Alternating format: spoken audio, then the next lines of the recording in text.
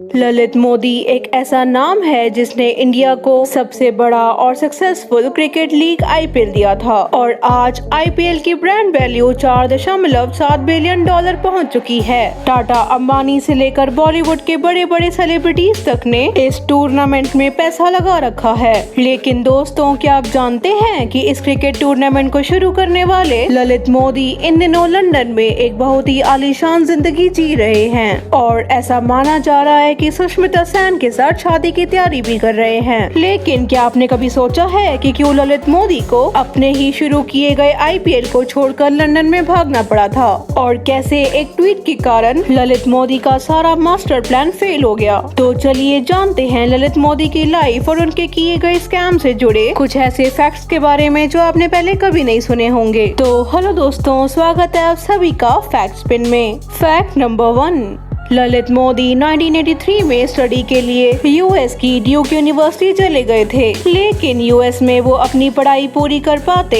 उससे पहले ही ललित मोदी को कोकीन की तस्करी और सेकंड डिग्री की किडनैपिंग के आरोप में गिरफ्तार कर लिया गया था और गुनाह कबूल करने के बाद ललित मोदी को 2 साल की सजा सुनाई गई थी। लेकिन उनके कई रिक्वेस्ट करने के बाद कोर्ट ने अपना फैसला बदल लिया था और ललित मोदी को 100 घंटे की कम्युनिटी सर्विस की सजा सुनाई गई थी। लेकिन ललित मोदी ने कोर्ट में अपनी बीमारी का बहाना बनाकर इंडिया लौटने की रिक्वेस्ट डाल दी थी और वो बिना अपनी सजा को पूरा किए ही इंडिया वापस लौट आए थे। फैक्ट नंबर 2, ललित कुमार मोदी का जन्म एक बहुत ही रिच और सक्सेसफुल बिजनेस परिवार में हुआ था। उनके पिता कृष्ण कुमार मोदी 5 अरब डॉलर की कंपनी मोदी एंटरप्राइजेस के चेयरमैन हैं। क्या आप जानते हैं कि उनके दादा श्री गुजरमल मोदी ने ही मोदी नगर शहर की स्थापना की थी? जी हाँ दोस्तों।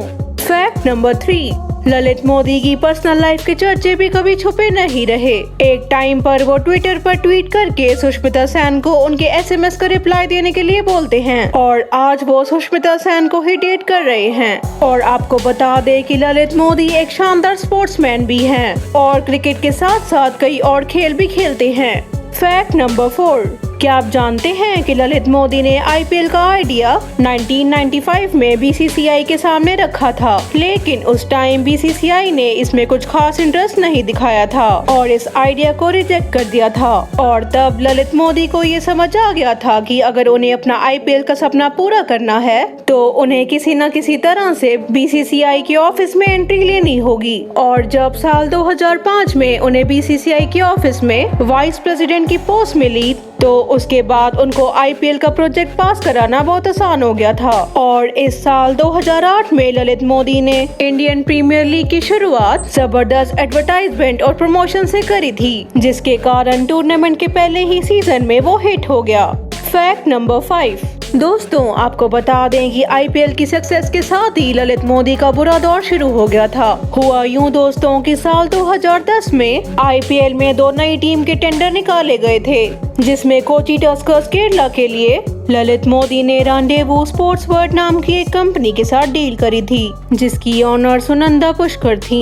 ये डील वैसे तो कॉन्फिडेंशियल थी, लेकिन ललित मोदी ने गलती से इसके बारे में ट्विटर पर ट्वीट कर दिया था, जिसके वायरल होने के बाद ललित मोदी पर कॉर्पोरेशन के आरोप लगने लगे और उसके बाद ललित मोदी को आईपीएल के चेयरमैन पोस्ट से हटा दिया गया था और उनसे बीसीसीआई की वाइस प्रेसिडेंट की पोस्ट भी छीन ली गई और फिर 2010 में वो इंडिया से लंदन चले गए। फैक्ट नंबर 6, क्या आप जानते हैं कि ESPN और फैशन टीवी जैसे चैनल्स को इंडिया में लाने वाले ललित मोदी ही हैं। 1993 में उनकी company the Modi entertainment networks ने वॉल्ट डिज्नी पिक्चर्स के साथ 10 साल की एक डील करी थी। दोस्तों हैरानी की बात तो ये है कि अगर एक आम इंसान 50,000 के लोन की EMI भरने में थोड़ी सी भी देर कर दे तो बैंक वाले घर के बाहर आकर खड़े हो जाते हैं और केस करने की धमकी देते हैं। लेकिन ये अरबपति लोग अरबों खरबों का घोटाला करने के बाद भी विदेशों में आराम की जिंदगी जीते हैं। तो दोस्तों आज के लिए इतना ही। अगर आपको वीडियो पसंद आई हो तो लाइक करना प्लीज और सब्सक्राइब करना तो बिल्कुल मत भूलना। Bye guys.